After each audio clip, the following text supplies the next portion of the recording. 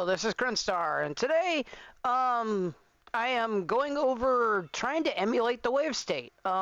That's the device that you're looking at right now. One of the key defining features of this device is these waves right here. And what it does is it can play, excuse me.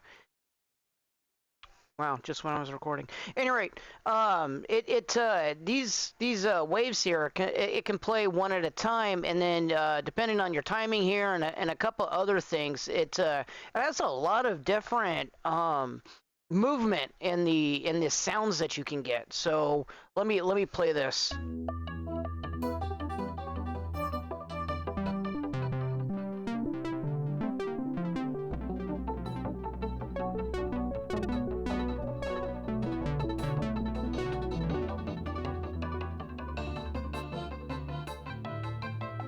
And half of that sound that you're hearing is going back and through these things and producing different sounds depending on it.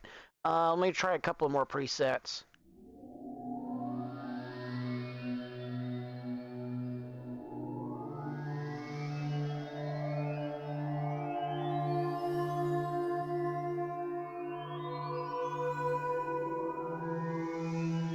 It can kick out some pretty wicked sounds. Go through a couple more here.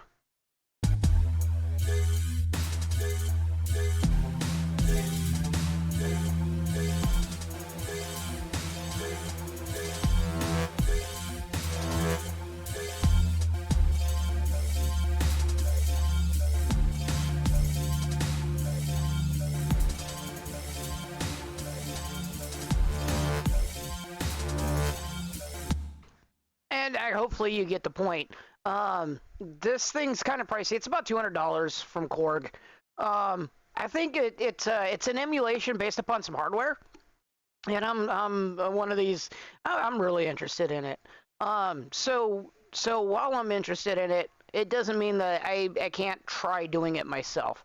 So I have this wave sequencer here, and I think in Bitwig you can. Let me pull out the chain here. Basically, I have a instrument selector that has different quote-unquote waves it's playing. Actually, they're instruments, but for a better part, let's just say they're waves. Basically, I have 5 of them, and I have them connected to a grid here. This thing is quite weird. Basically, I have five triggers, and every time it triggers, it goes to a counter, and each one of these counters selects that layer. And then this turns it off and on so that it gives a pulse in there to select the next layer while you're holding down the key, and so on and so forth. So therefore, let me get back to it.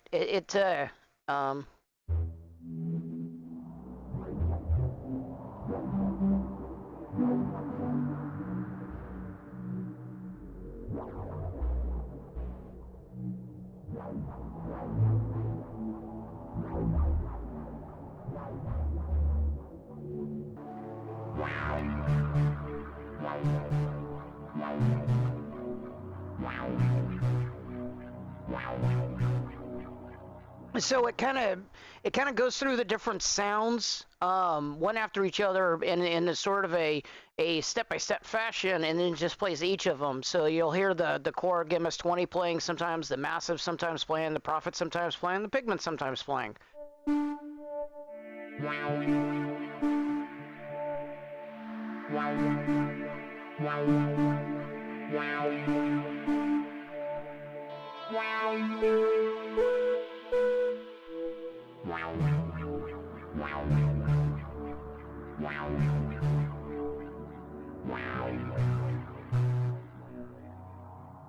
And if I remember right, I think I put in something. Oh, I have a thing in here that kind of if you see it in here, that it's changing around the trigger so that it's randomizing the triggers so that sometimes it goes faster, sometimes it goes slower, so it's not always definitively the same type of tempo or rhythm that's going through. So sometimes it goes through them slow, sometimes it goes through them quick. Sometimes I talk slow and sometimes I talk quick. At any rate, never mind. So adding a couple more effects on here.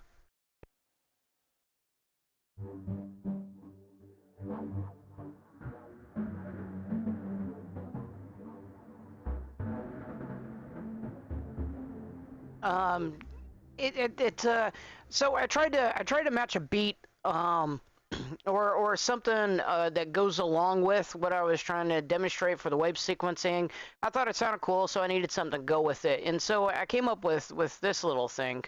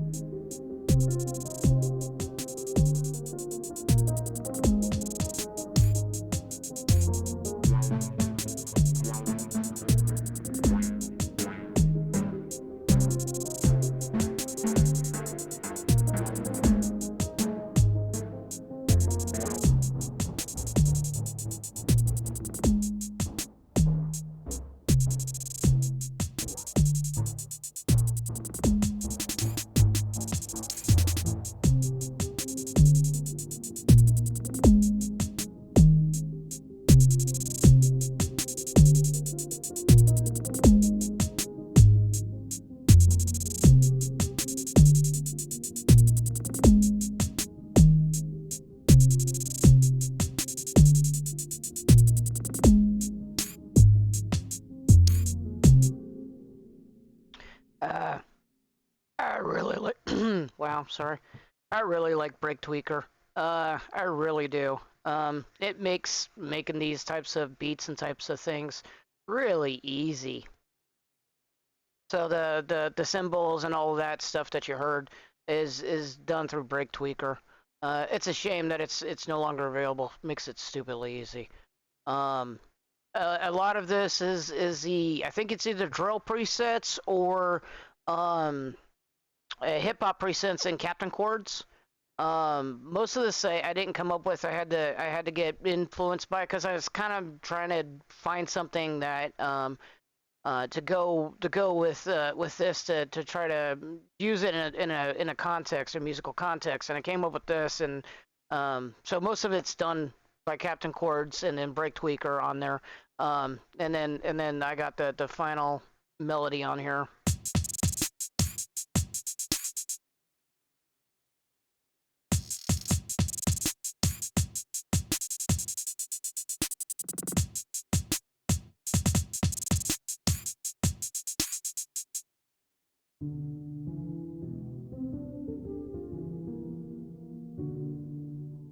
I think this was yeah, appropriate pianos to give it a kind of a weird thing, and then of course this is just Sublab with the 808.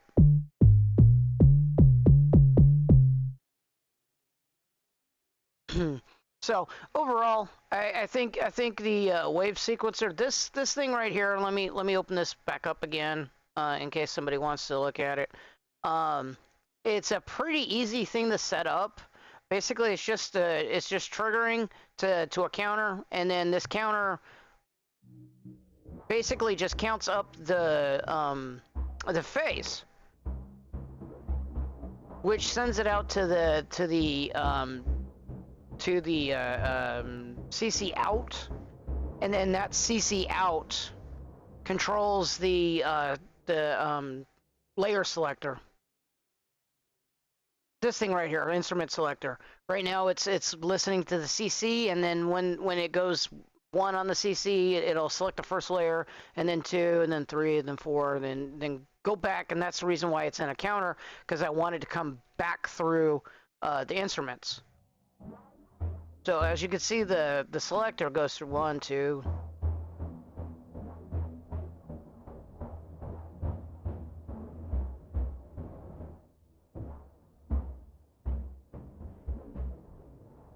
And then because I got all these effects on here, it's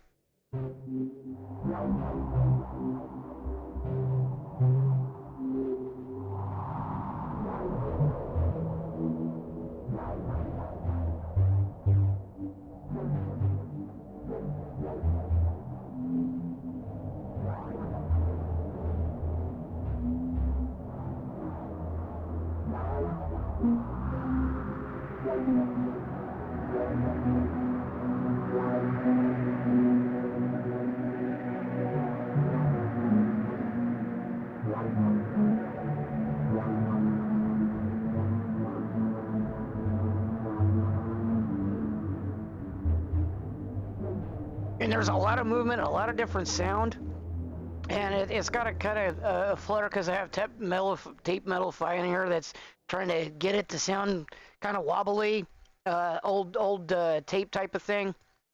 And then trap tune is kind of, I think it got set in a dark low octave to try to get it a little bit more darker sound.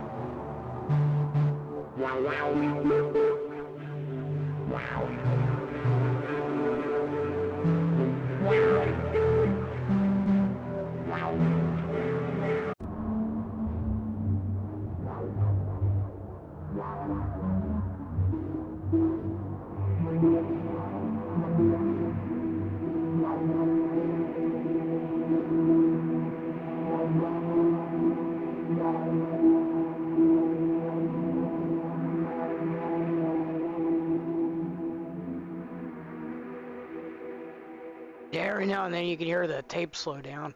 That's pretty cool. Anyway, wanted to show it off. I kind of liked it. It was sort of fun messing around with it, trying to figure out on how to try to achieve the something similar to the wave state here native that I could do with Bitwig out of the box. And this is one of the ways that I thought about it.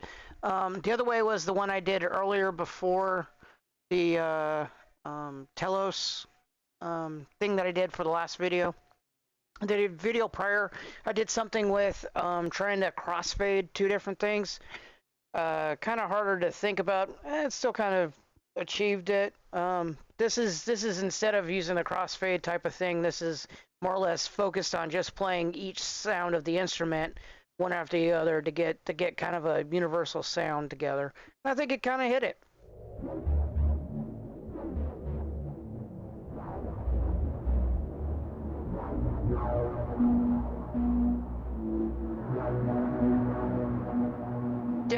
Definitely unique. Probably not going to hear that anywhere else. But at any rate, thanks for watching. Thank you very much, and I hope you liked it, and I will see you in the next video.